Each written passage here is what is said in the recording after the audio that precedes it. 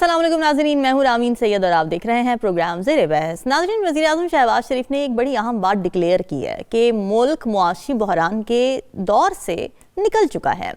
इस्लामाबाद में national regulatory reforms के इजरा के मौके पर वो गुफ्तगू कर रहे थे और उन्होंने ये दावा किया कि पाकिस्तान के जो बड़े मुआशी अशारिये हैं वो शानदार कारकर्दगी दिखा रहे हैं और IMF की जानिब से 1 अरब 20 करोड़ डॉलर की किस्त इसका वाज़ेह सबूत है। हुकूमत के मुताबिक अब तवज्जो बहरान से निकलने के बजाय तरक्की, सरमायाकारी और इस्लाहात की तरफ मुंतकिल हो चुकी है। रेगुलेटरी निज़ाम की डिजिटल निगरानी के लिए जो रेगुलेटर का इजरा किया गया है, फिर 472 इस्लाहात की मंजूरी दी गई है, कारोबारी माहौल की बेहतरी की बात की जा रही है, गैर मुल्की सरमायाकारी के दावे हैं। ये सब एक ऐसे बयानी को मजबूत करते हैं जिसके मुताबिक पाकिस्तान एक नए मुआशी सफ़र पर गामज़न है।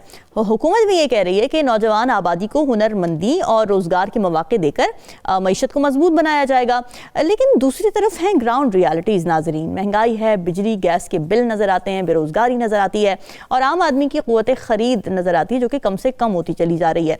तो फिर सवाल ये कि क्या बड़े अशारिये वाकई आम शहरी की ज़िंदगी में भी बेहतरी ला रहे हैं? क्या इस्लाहात के समरात नीचे तक पहुँच चुके हैं या फिर ये इस्तेहकाम सिर्फ पॉलिसी बयानात और आलमी इदारों की रिपोर्ट्स तक महदूद है? इसी पर बात करेंगे प्रोग्राम के पहले सेगमेंट में। मुझे ज्वाइन कर रहे हैं सीनियर नजमुल साकिब साहब, PJ मीर साहब और ज़फ़र हिलाली साहब। आप सभी का बहुत शुक्रिया। नजमुल साकिब साहब, क्या वाकई पाकिस्तान मुआशी बहरान से निकल गया है? पहले तो ये बताएं कि मुआशी बहरान से निकल गया है तो गया किधर है? अभी यहीं पे ही है ना। अभी तो एक मुआशी बहरान का, और जो मुझे समझ आई है उनके उस बयान की, उसमें वो ये कह रहे हैं कि पाकिस्तान डिफॉल्ट से बच गया है। वो सूरत हाल जब ये प्राइम मिनिस्टर बने उस वक्त सूरत हाल थी डिफॉल्ट की बकौल इनके, जो कि अब नहीं है। ठीक है। मुरीद नियाज़ी का एक शेर है, एक और दरिया का सामना था मुनीर मुझको, एक और दरिया का सामना था मुनीर मुझको, मैं एक दरिया के पार उतरा तो मैंने देखा। अभी तो ये एक आप बात कर रहे हैं ना कि डिफॉल्ट से बचे हैं जी। अच्छा, फिर दूसरा ये है कि बाकी बहरानों की तरफ उन्होंने इशारा इसलिए नहीं किया कि उन्होंने फ्यूचरिस्टिक बात की है। हम इसको ये भी कर देंगे, ग्रोथ भी बढ़ा लेंगे, एक्सपोर्ट भी बढ़ जाएगी, नौजवानों के साथ ये कर लेंगे, वो कर लेंगे, गे उसका भी उन्होंने इयादा किया। हमारे दोस्त हैं यूनुस ढागा साहब, उनका हम कई दफ़ा इस प्रोग्राम में जिक्र कर चुके। वो एक ज़बरदस्त किस्म का ऑर्गेनाइजेशन है, PRAC। अच्छा। वो हमें भिजवाते रहते हैं इस तरह की फिगर जिससे हमें सही तौर पे पता लगता है और हम तज्जिया कर सकते हैं। और जब हम तज्जिया करते हैं तो उसकी बेस जो है वो फैक्ट्स पे होती है। एब्सोल्युटली दुरुस्त है कि IMF का ये 7 बिलियन का जो आपका है, यानी जो आपका प्रोग्राम है, उसमें 2.1 बिलियन आपको मिल गए हैं। ठीक है। दुरुस्त है कि आपकी इन्फ्लेशन जो है वो कम हुई है। दुरुस्त है कि आपका फॉरेक्स जो है, फॉरेन एक्सचेंज जो है वो बड़ा है। दुरुस्त है कि आपका प्राइमरी बजट सरप्लस जो है वो इस वक्त मौजूद है। अच्छा, ये चीजें सारी दुरुस्त हैं। ठीक है। लेकिन ये भी तो दुरुस्त है ना कि महंगाई वहीं पे है। ये भी तो दुरुस्त है ना कि आपका जो पावर सेक्टर का प्रॉब्लम है, आपकी बिजली है, आपकी गैस है, वो लोगों को मुयस्सर ही नहीं है। बिल तो बाद की बात है। ये भी तो तय हुआ ना कि आपका सेहत का शोबा, आपका तालीम का शोबा वो डीजेनरेट कर रहा है, वो बिल्कुल उसमें यानी यूं समझिए कि जवाल पजीर है और मुसलसल नीचे जा रहा है। ये भी तो है ना कि मुल्क का आपका अवाम को जो मसाइल हैं उनके बहरानों से अवाम को किसने निकालना है। तो जब हम ओवरऑल ये देखते हैं तो हमें पता लगता है कि अभी तक तो वो जो PIA की होनी थी, वो निजकारी कोई होनी थी, पता नहीं हुई है नहीं हुई है। वो जो SOEs थे आपके, स्टेट ओन्ड एंटरप्राइजेज, जिनसे जान छुड़ानी थी, जिनको सफ़ेद हाथी कहते हैं, उनका क्या होगा?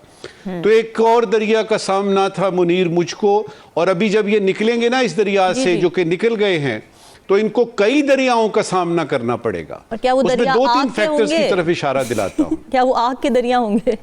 मुश्किल मुश्किल मुश्किल मुश्किल। देखिए, अच्छा है कि ये सारा कुछ जो है वो हो रहा है और हमें उम्मीद दिलाई जा रही है।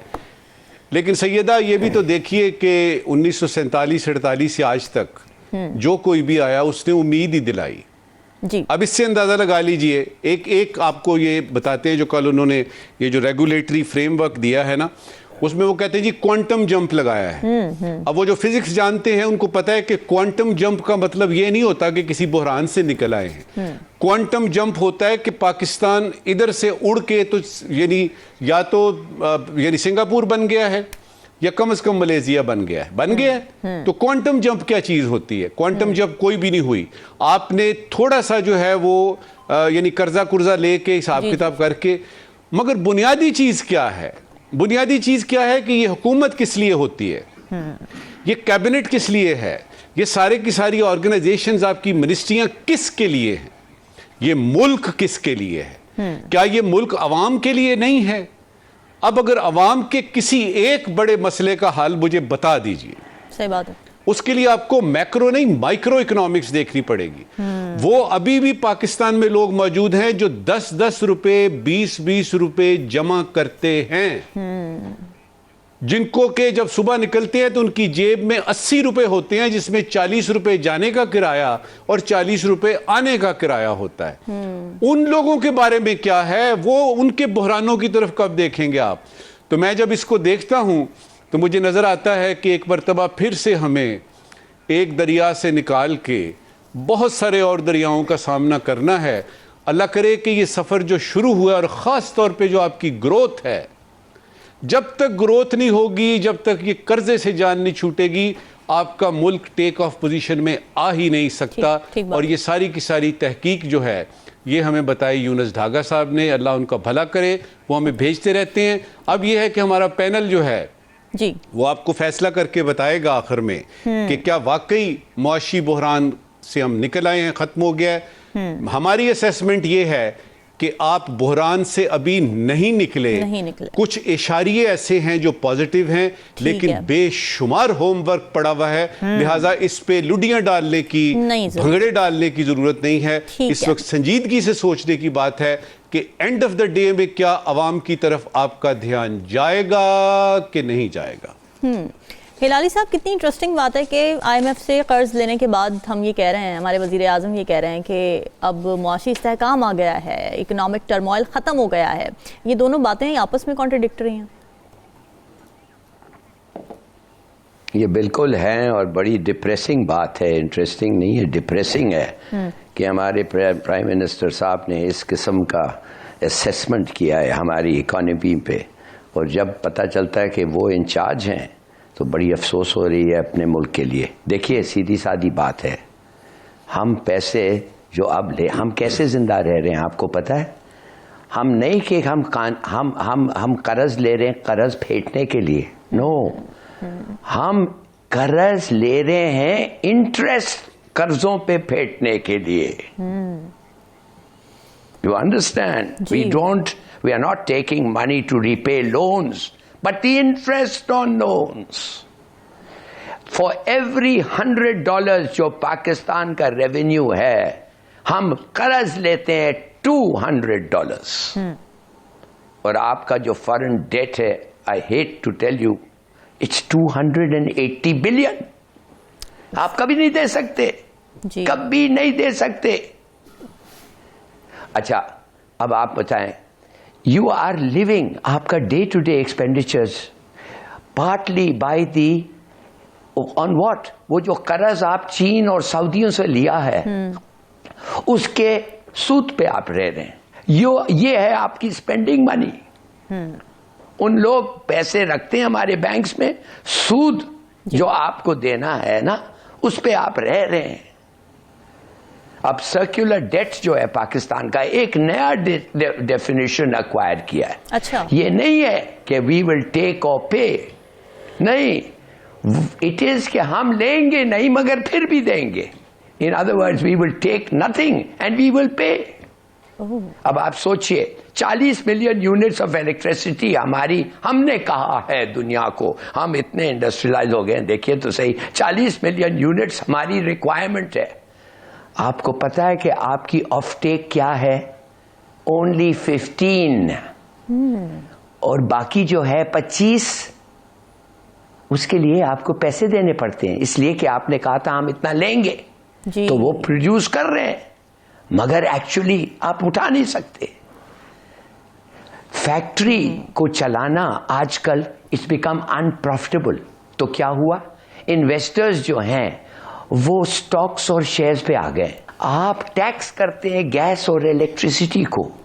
सोचिए एक मिनट के लिए, द वेरी आइटम्स जिसकी जरूरत है आपको अपने एक्सपोर्ट्स मैन्युफैक्चर के लिए, उसका टैक्स आप 1% पर ईयर बढ़ा रहे हैं।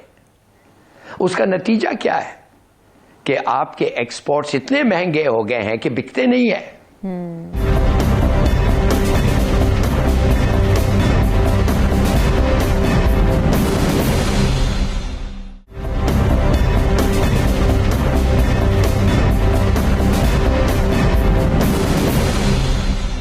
मीर साहब जितने ऑप्टिमिस्टिक शहबाज शरीफ साहब लग रहे थे कल की तकरीब में भी, और हम भी हो गए ये सुन के पढ़ के, लेकिन जो भी हिलाली साहब ने भी तस्वीर खींची है और जो ज़ाहिर है हमें ग्राउंड लेवल पे हकीकतें मिल रही हैं, ये जो इशारे इन्होंने गोल्डन दिखाए हैं हमें, क्या ये आवाम तक पहुँच रहे हैं?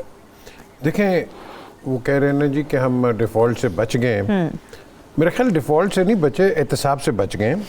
क्योंकि ये जो सारा इकोनॉमिक इंडिकेटर्स जिसकी बात कर रहे हैं, इंडिकेटर जो होते हैं वो गाड़ियों पे होते हैं, मोटरसाइकिलों पे होते हैं, जीपों पे होते हैं। तो इन इंडिकेटर्स के अंदर तो बत्ती कोई नहीं है। तो कौन सा इंडिकेटर है मुझे बता दें आप। इंडिकेटर के अंदर कोई बत्ती नज़र आए मुझे, और बत्ती नज़र आए, ये मैं आपको कहूँगा ये पढ़े नज़र आ, अभी आप इसको मुझे पढ़ के भी बताएं। जी। ये जो कीमतें हैं तो मुझे बताएं। इंडिकेटर तो मैं देखूंगा कि जब गरीब आदमी की खुशहाली होगी। मुझे मैक्रो, बिल्कुल सही बात है, मैक्रो से मुझे इंटरेस्ट नहीं है, मुझे माइक्रो मैनेजमेंट है। आपकी माइक्रो मैनेजमेंट इज 0-0। आपका एक प्राइस कमोडिटी एक डिफेंस या गुलबर्ग्स में एक बहुत है, और कहीं और चले जाओ उसकी कोई और है। सो प्लीज़, आपका मार्केट रेगुलेटरी कोई नहीं है, कंज्यूमर प्रोटेक्शन कोई नहीं है। और हम बात करते हैं कि economic indicator is always measured by your trading standards, और ट्रेडिंग स्टैंडर्ड्स आपके है कोई नहीं है। बिल्कुल सही बात है, हम जो भी पैसा बना रहे हैं हम डेट सर्विसिंग पे लगा रहे हैं। हम सारा डेट सर्विसिंग पे पैसा लगा रहे हैं, और जो आप पैसा आपके पास आता भी है, आप लोग, आज की गवर्नमेंट नहीं, मैं सारी गवर्नमेंट्स की बात कर रहा हूं, वो क्या करते हैं, वो अपने पॉलिटिकल कैंपेन्स पे लगा देते हैं। हाँ। और पॉलिटिकल कैंपेन्स पे लगा के वो सोचते हैं कि इनको वोट मिलेगा। वोट नहीं मिलेगा। क्यों? क्योंकि लोगों को अब वो एक वो कहते हैं ना, कल्बिनेटिंग पॉइंट पे है कि लोग कहते हैं भाई हमारे बच्चों का क्या बनेगा, हमारा फ्यूचर क्या है। जो आज हम टीवी पे बैठ के बात करते हैं कि जी लोग भाग रहे हैं यहाँ से, क्यों भाग रहे हैं यार? हम कहते हैं पाकिस्तान बड़ा प्यारा मुल्क है, तो ये प्यारे मुल्क से लोग बाहर भाग क्यों रहे हैं? I mean that is your economic indicator. Yes, people should not be running out of the country, they should be working here. क्यों? आप पता नहीं कितने लाख रुपया एक आदमी अपने बच्चों पे खर्चता है एजुकेशन के ऊपर, और जब एंड में आता है, ऊबर चलाना कोई गलत काम नहीं है, लेकिन एंड में डिग्री लेके अपने ऊबर ही चलाना है। ये डिग्री पे लाखों लगा के, ये इकोनॉमिक इंडिकेटर है? नहीं है। तो मेरा ख्याल है वो जिसकी बात करें, मेरा ख्याल वो रशिया गए थे और वो टर्की उधर की बात करें, पाकिस्तान की नहीं कर रहे। वो मिक्सअप हो गया उनके जहन में। ये जो आपने मुझे अभी दिया है परचून निर्खनामा बराए सब्जी, इसकी मुझे बताएं ना जरा आवाम को प्राइस। अब ये देखें जो प्राइसेस हैं इसके अंदर, आलू है 45 का अव्वल दर्जा, 40 का दोम दर्जा, फिर जो यूज़ होती जाती है बंद गोभी, भिंडी 120, 110, 114, 105। मसला ये है कि ये जो निर्खनामा है, एक तो इस पे आप बताइए कि आपको लगता है कि ये बेहतर होना चाहिए, लेकिन इम्प्लीमेंटेशन, बात है इम्प्लीमेंटेशन की भी, प्राइस कंट्रोल कमेटी, हर चीज हो सकती है, प्रोवाइजो आप करो। मैंने 2 आईजीज के साथ बात किया, मैंने कहा जी हमारी इतनी वायलेशन होती है, 2-2, 3-3, 4-4 करोड़ की गाड़ियां चलाते हैं, उसको क्या है, 500 रुपया फाइन दे देगा, वो 1000 रुपया फाइन दे देगा। हाँ। आप जब तक फाइन्स नहीं बढ़ाएंगे आपका वायलेशन कल्टी होते रहेगा। उन्होंने कहा नहीं जी ये सियासतदान नहीं चाहते। बिल्कुल सही बात की। मैंने एमपीए से, पंजाब असेंबली के कईयों से बात की, यही है, उन्हें जी साडा वोट बैंक खराब हो जाएगा। हाँ। ओ यार वोट बैंक किस तरह खराब होगा? तुम लोगों की खिदमत कर रहे हो। जब देखो हम वो कौम है, मैं आपको बताता हूँ जी, पाकिस्तान में एयरपोर्ट पे चले जाओ, बस के अड्डे पे, अपने वो रेलवे स्टेशन पे चले जाओ, हम वो कहते हैं ना शायद की मक्खियों की तरह इधर उधर होते हैं, बाहर जाओ लाइन में लग जाते हैं। ये वजह क्या है यार, मुझे बताओ। Law and order, law and order, implementation, respect that. Why don't we respect our own law and order? ये मुझे बताओ। Why don't we respect our own traffic laws and rules? हम क्यों नहीं करते? क्यों? क्योंकि हमें पता है कि इधर से फोन जाएगा, उधर से काम ठीक हो जाएगा। ये हमारा रूल है। so अच्छा true, नहीं होगा, दूसरा नीचे से पैसे लगाएंगे, काम आपका पूरा हो जाएगा। हम बेईमान हो गए, हम मुनाफिक हो गए, और ये जब तक हम मुनाफिक और बेईमानी नहीं छोड़ेंगे और अपनी नियतें साफ नहीं करेंगे, आप पाकिस्तान को आगे नहीं ले जा सकते। मैं आपको बता रहा हूं, जो मर्जी आप कर लें, आप सिस्टम ले आते, हाँ जी नाजिम ले आओ, फिर जी डीसी सिस्टम ले आओ, जी। आपने हर चीज को आपने एक्सपेरिमेंट कर लिया, but where are we? Right. The question is, हमारी एक तो ये मैं एक क्रेडिट जरूर दूंगा आज। जी, जी, यू नो लोग कई शायद मुझे कहेंगे कि पता नहीं मैं उनके पेरोल पे हूँ, पंजाब गवर्नमेंट ये जो चीफ मिनिस्टर आई है, जी, जी, ये मरियम नवाज, जी, ये काम कर रही है। ठीक है, मैंने ग्रास रूट पे भी देखा नजर आ रहा है, true। और कई चीजें हैं। बल्कि मैं एक अभी मुझे याद भी आ गया है, हमने साकिब साहब ने और हिलाली साहब ने हमने बात की थी वो चाइल्ड लेबर की। 3 दिसंबर को पंजाब गवर्नमेंट ने एक कमेटी भी बना दी है कि ये जो चाइल्ड लेबर और इसकी मिसयूज हो रहा है, इस पे 20 आदमियों की कमेटी है, which is a good sign. पता लगा मुझे। अब बात ये है कि ये कर रही है, लेकिन ये बताते नहीं है क्या कर रहे हैं। और भाई तुम बताओ, लोगों को बताओ कि हम ये कर रहे हैं, ये कर रहे हैं, ये कर रहे हैं। क्यों? क्योंकि हम जहाँ बैठ के हम फ्रस्ट्रेट हो जाते हैं। हम कहते हैं यार हुकूमत कुछ कर नहीं रही।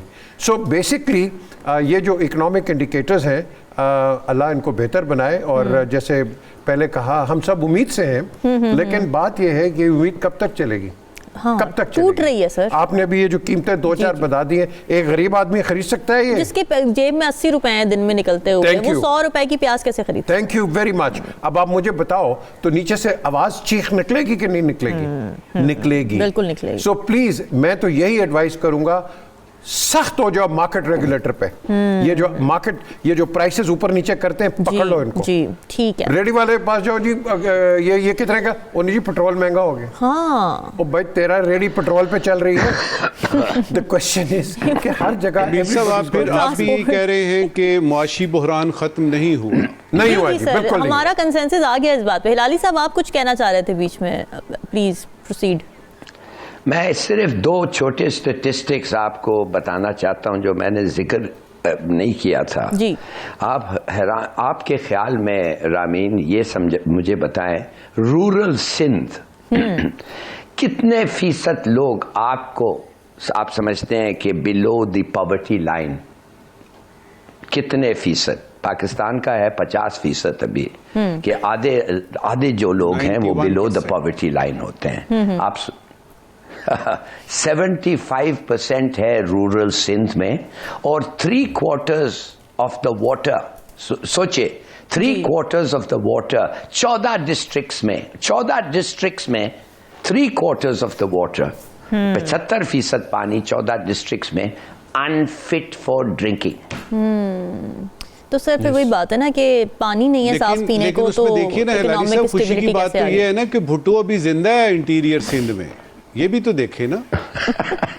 बस वही मसला है कि लेगेसी पे प्रूफ करें ना इस चीज़ को, लेगेसी आगे बढ़ाएं, मसले हल करें लोगों के। लेकिन यही बात इंपॉर्टेंट है कि इस पे खैर अभी हमने सियासी इस्तेहकाम पे भी बात करनी है। ज़फ़र हिलाली साहब, हमने ये तो तय कर लिया, हमें पता चल गया, आप लोगों ने बड़ी अच्छी रिसर्च्ड बातें बताई हैं, इंडिकेटर्स बताए हैं जो कि ग्राउंड रियलिटीज़ बताते हैं कि जी इकोनॉमिक स्टेबिलिटी तो नहीं है। अब जब इकोनॉमिक स्टेबिलिटी नहीं है, तो फिर क्या हम ये भी कह सकते हैं कि क्योंकि सियासी स्टेबिलिटी नहीं है, इस वजह से इकोनॉमिक स्टेबिलिटी नहीं है? या अगर इकोनॉमिक स्टेबिलिटी नहीं है इसलिए सियासी स्टेबिलिटी नहीं है, anything we can try this way और दैट वे, आई सपोज।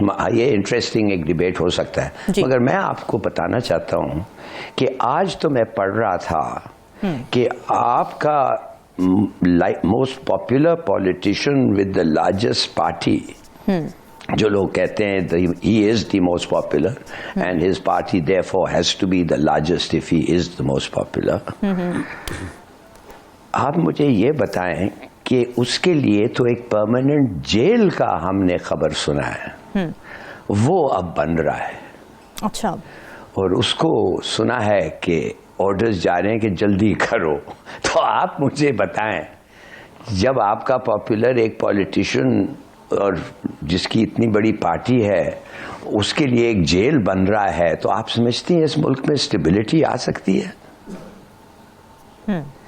और अगर स्टेबिलिटी हर वक्त इन डाउट है और कॉन्स्टिट्यूशन हर वक्त अमेंडेबल है और होता है, और वो राइट्स जो हमें कहते हैं इनएलियनेबल हैं, कोई ले नहीं सकता, वो बार बार दफे लिया जाता है, उनको रिमूव किया जाता है। और ज्यादातर ऐसे लगता है कि जो पॉपुलर पॉलिटिशियन है या वो टांगा जाता है या उसको मारे जाता है।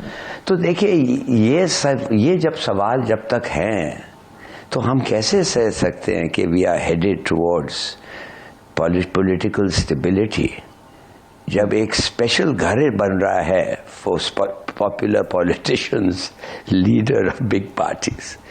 तो मैं समझता हूं कि हमें दुआ सबकी ये है कि जी ये हमारी ख्वाहिश ये है, वे डेस्परेट प्ली ये है कि पॉलिटिकल स्टेबिलिटी भी आए, इसलिए कि शायद अगर पॉलिटिकल स्टेबिलिटी आ जाए फिर इकोनॉमिक्स को वो टैकल कर सकें और उस किस्म के फैसले लें जो पीजे मीर साहब कहते हैं हमें लेना चाहिए, और उस किस्म के कानून आए जो गरीब और अमीर का कोई फ़र्क नहीं होता है।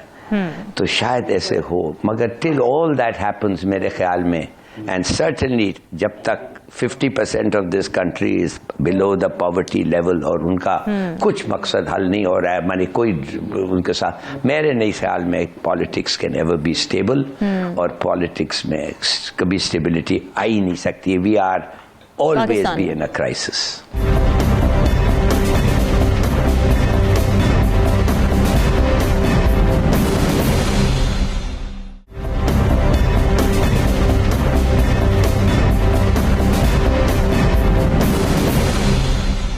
मीर साहब, पॉलिटिकल स्टेबिलिटी पाकिस्तान में, एक तो पहले आप बताएं कि क्या आपको लगता है पाकिस्तान एक पॉलिटिकली स्टेबल मुल्क है, और अगर नहीं है तो हर्डल्स क्या हैं?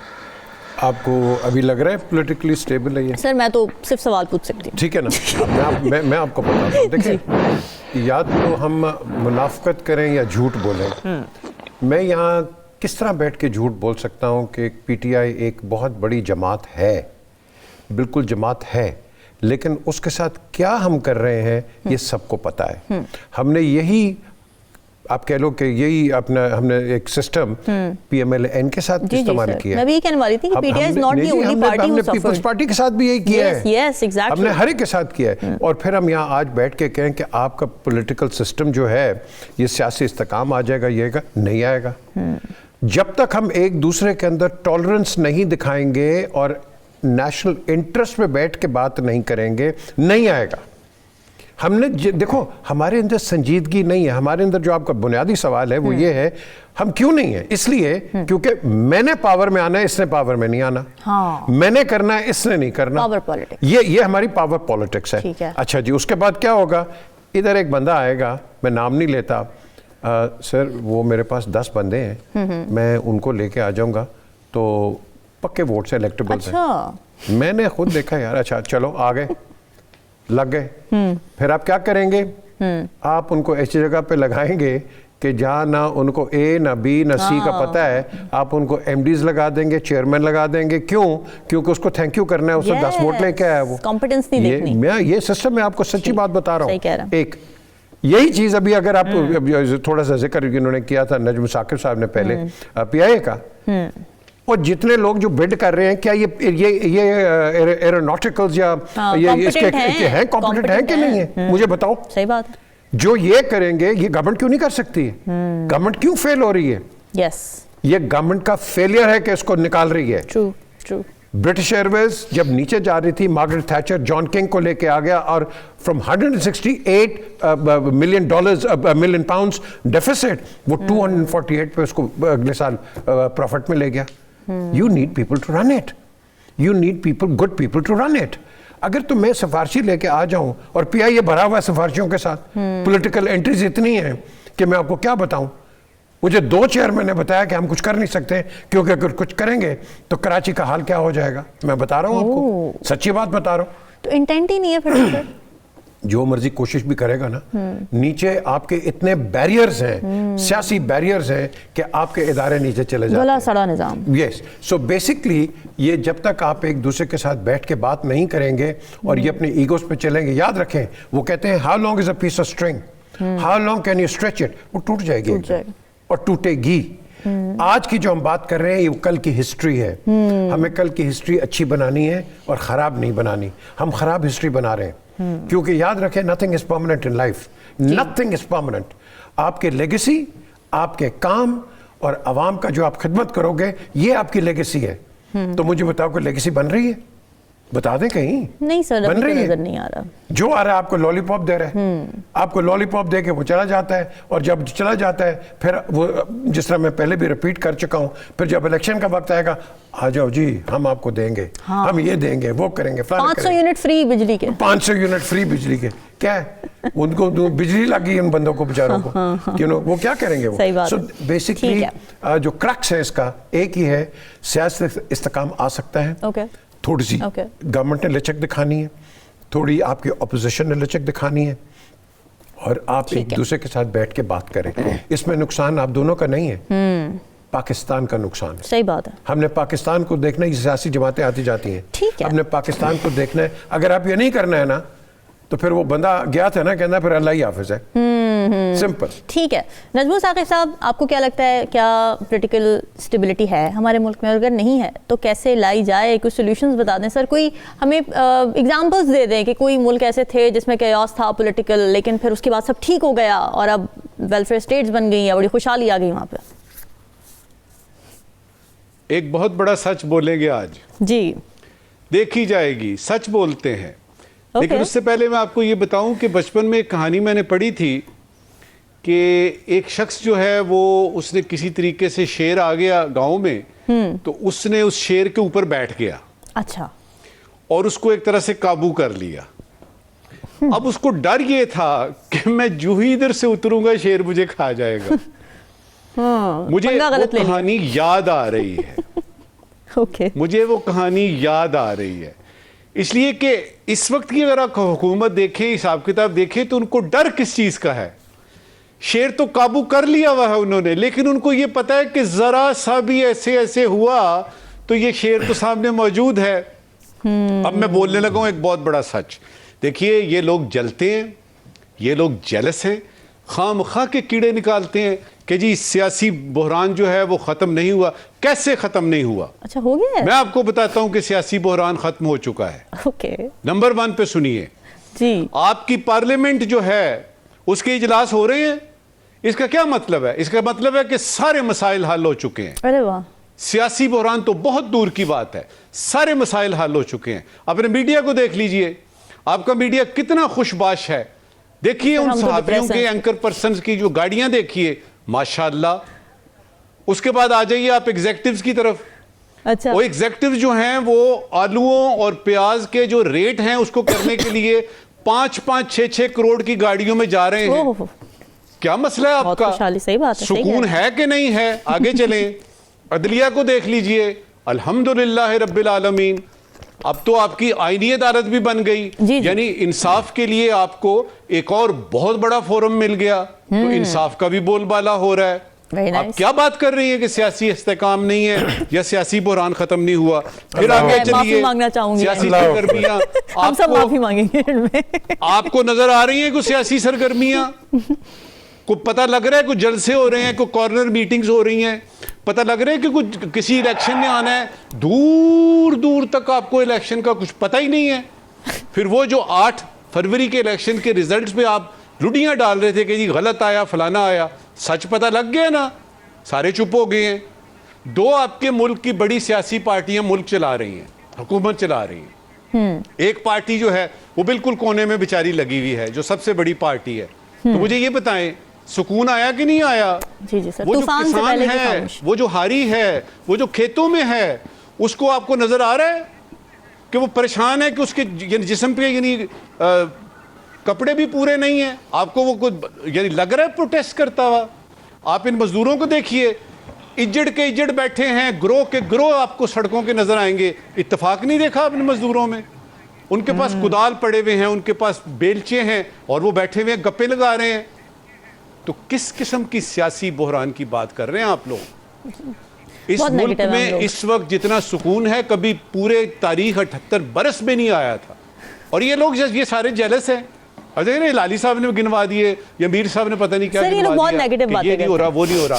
कुछ भी नहीं हो, कुछ भी नहीं हो रहा। पुरसुकून है पाकिस्तान और खुशहाल है पाकिस्तान। मेरे प्राइम मिनिस्टर जो फेवरेट है उन्होंने कह दिया जी मुआशी बहरान से निकल गए हैं। कल को आप सुनेंगे सियासी बहरान से भी निकल गए हैं। मुझे ये बताइएगा इस वक्त की आखिरी बात, अगर इन सारे बहरानों से हम निकल गए हैं तो अब करना क्या है? खुशियाँ मनाते हैं मीर साहब, खुशियाँ मनाते हैं। ये आप लोगों ने ज़्यादा नेगेटिव बातें कर दी हैं या नजमू साकिब साहब? नजमू साकिब साहब ने वही बात की है जो हमने की है, लेकिन इन्होंने पंजाबी में जो गुज्जी मारी है, जो गुज्जी मारी है इन्होंने, ये इनको भी पता है, मुझे भी पता है। He stole the show with his sarcasm. लगा गए अपना काम। बिल्कुल सही बात की है इन्होंने, बिल्कुल सही बात की है। इन्होंने दूसरे एंगल से जी, लेकिन बात ठीक है, बात ठीक है। ठीक है जी। वापस आएंगे नाज़रीन एक ब्रेक के बाद। स्टे विद अस।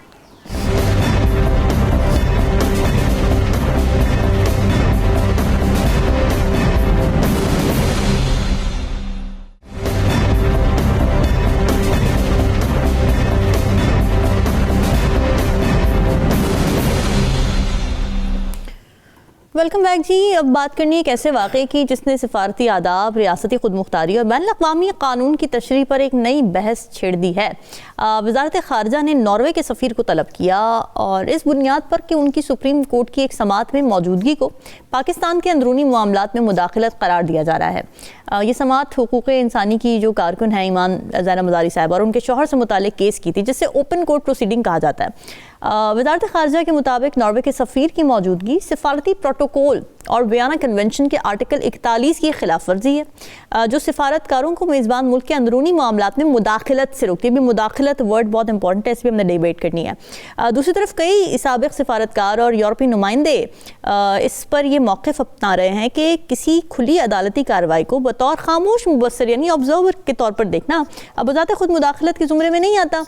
उनके मुताबिक वियना कन्वेंशन सिफारतकारों को मुल्क के हालात और पेशरफ्त का जायज़ा लेने की इजाज़त देता है जब तक कि वो किसी अमल पर असरअंदाज ना हो, प्रैक्टिकली किसी चीज़ को इन्फ्लुएंस ना करें या फिर कोई अवामी बयान ना दें।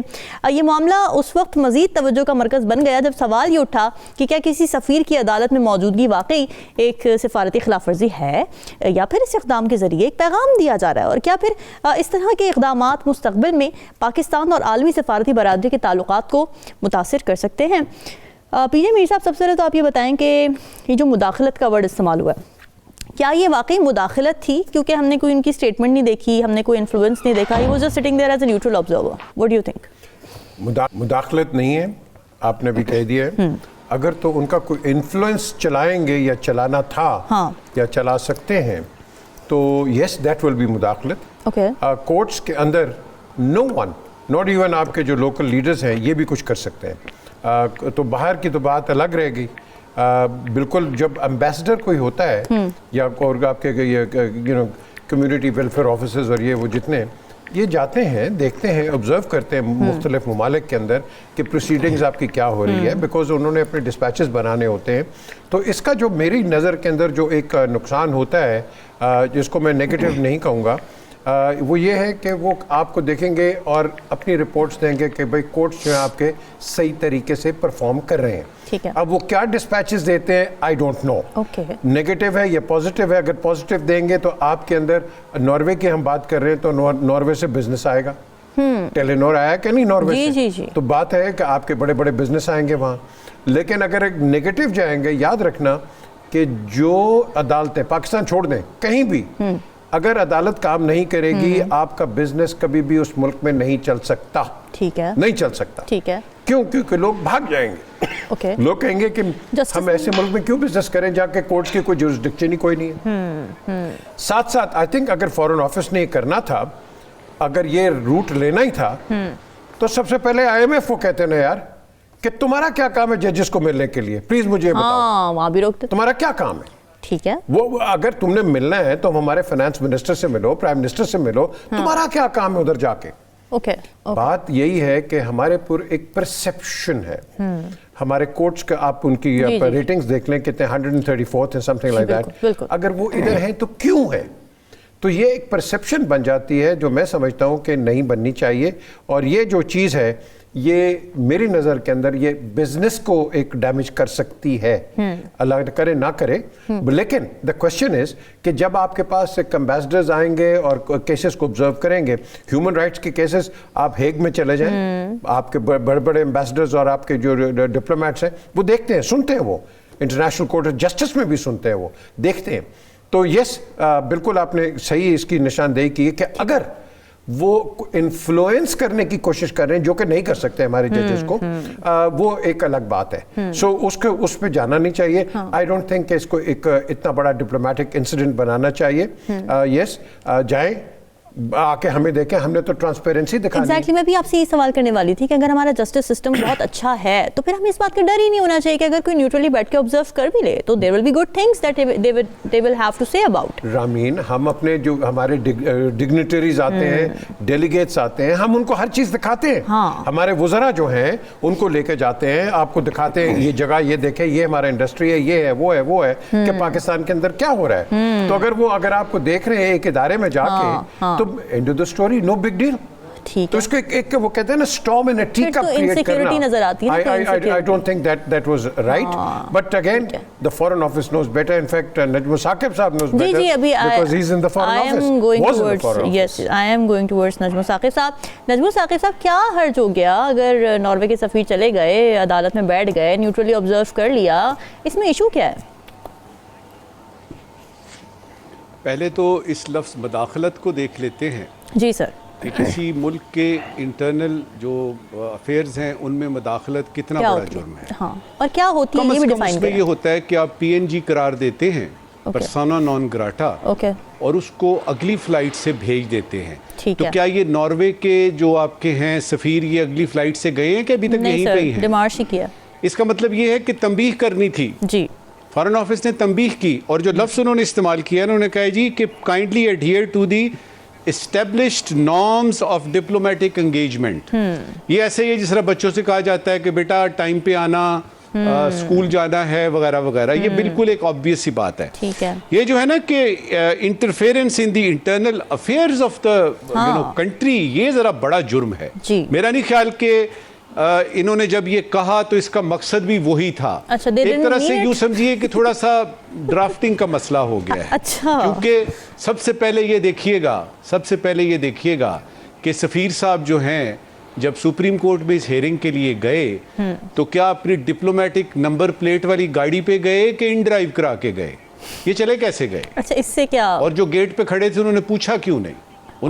क्यों नहीं? अच्छा, फिर ये देखिए कि अगर तो ये केस चूंकि हाई प्रोफाइल है ना, जी, हाई प्रोफाइल केस है, ये जो मियाँ बीवी का केस है। अच्छा, अब उसमें ये है कि ये हुकूमत के एक तरह से खिलाफ एक ऐसा केस है जिसमें वो जा रहे हैं।